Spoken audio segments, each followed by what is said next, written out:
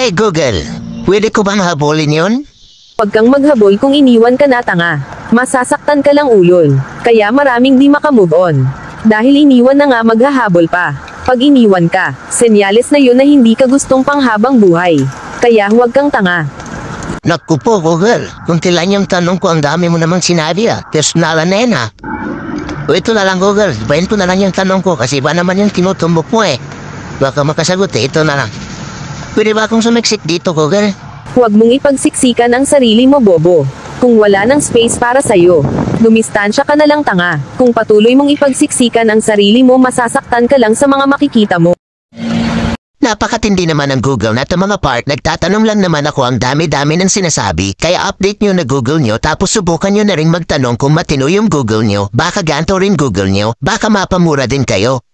Minsan na lang gumamit ng Google mga par tapos ganto pa sumagot kaya delete ko na lang tong Google ko.